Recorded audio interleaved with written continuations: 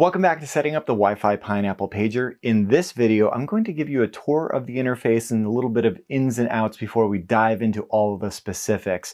And this is following up on our previous video where we finished the unboxing and the initial setup with the latest firmware on it. So let's go ahead and dive in right after flashing the firmware. We should see on our screens, welcome hacker to the Wi-Fi Pineapple pager.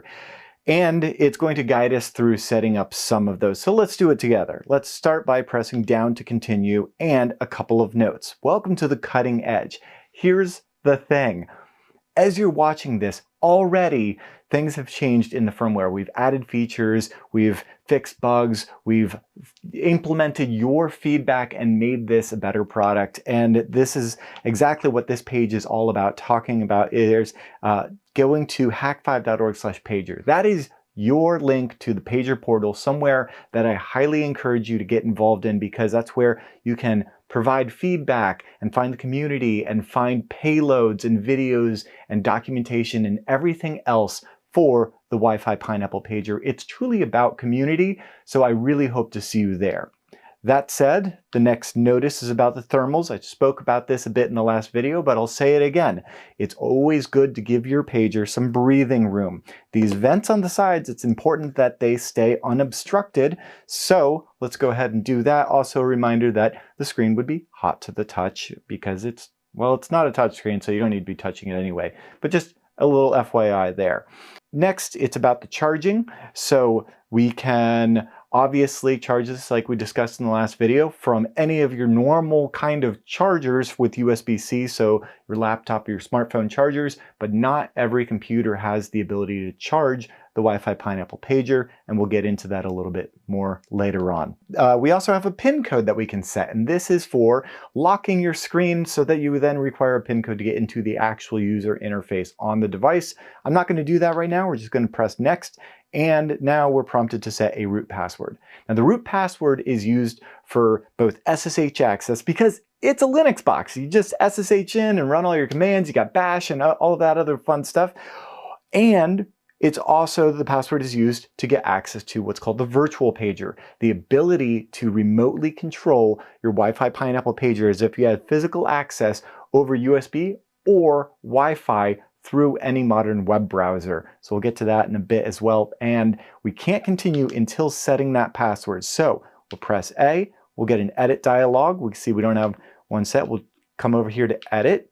And let's go ahead and just give it a very super secure password. Don't use this one. I'm already using it. No, seriously, that's the same as the code on my luggage. And we can come over here and hit save. Now, obviously, that's a terrible password. I don't recommend you use that. And I will remind you that when you SSH in, again, it's a Linux box, you can run passwd and then just type in a new password with your keyboard. It'll be much easier. That said, now we can continue, and it's on to asking about our time zone. Now, here's the thing. You can go ahead and set the time on the device, or when you connect it to the internet, say over Wi-Fi, it is going to, by default, try to get time over NTP or Network Time Protocol. That is obviously the easiest way to set it, but you also need to set the time zone. We'll do that here. It's important that you do that because that's useful when pulling down the latest firmware, which obviously comes over HTTPS, and so that you don't have certificate issues, you want to make sure your time zone is set. So don't skip this step. Go ahead and hit A. I am in UTC -7 right now. So I'll go ahead and choose that. Where are you? It's a bunch of you in UTC, just regular old GMT. All right, and then we're going to come down here to the license. At your own leisure, head over to this URL, read through. It's very important, obviously, and we'll press A to accept that. Congratulations! We are now ready to go ahead and jump over to the dashboard, but I do want to point out one other thing, and that is that there's a tutorial. A little pager dude here will walk you through it. So if you go through the tutorial, it's going to point out a bunch of the things that we're also going to talk about right now. But I do want to point out that this is on device.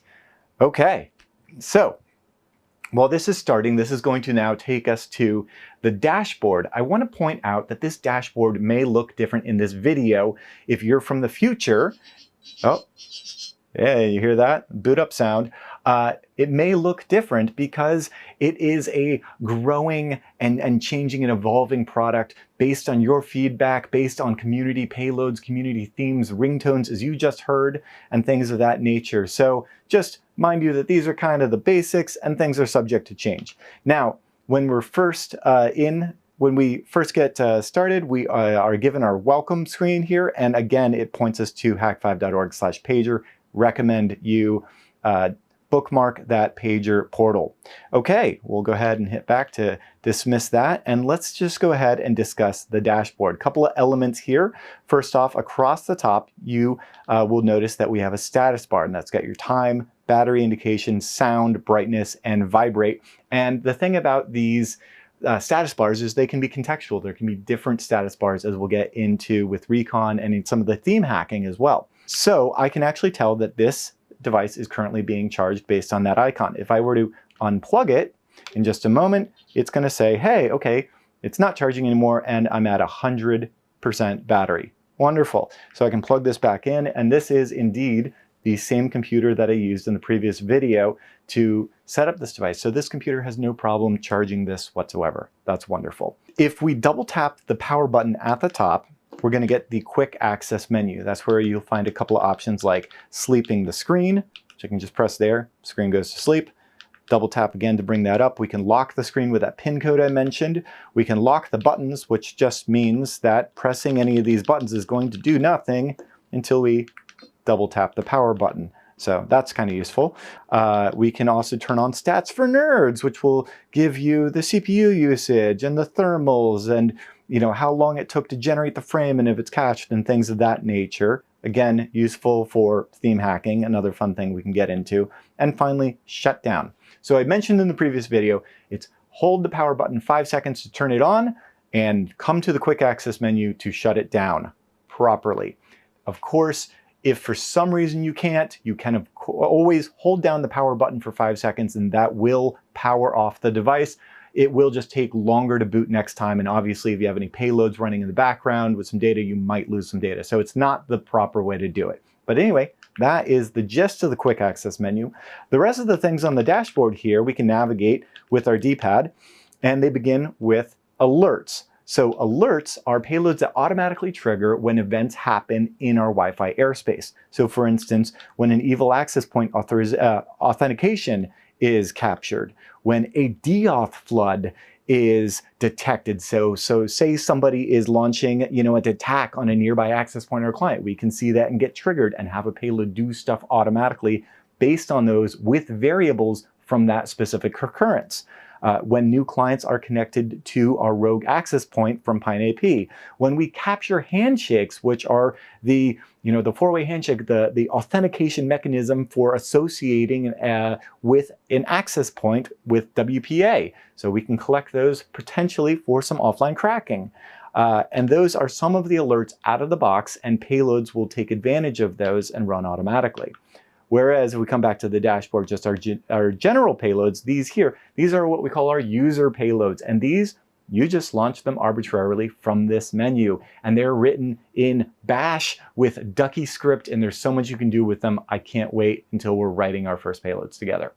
Next, we have Recon. Recon is where you can interact with and visualize the entire Wi-Fi airspace. You can even hear the Wi-Fi airspace, which is new and exciting, and that is where you will go to see what your surroundings are, and we'll dive into that here in a bit as well. And then the PineAP suite. PineAP is the rogue access point suite of the Wi-Fi Pineapple. There are so many tools under this suite that allow you to spin up various different access points to mimic access points and perform man-in-the-middle attacks with these rogue access points with very precise filtering so that you stay within the scope of engagement for your lawful and ethical pen testing.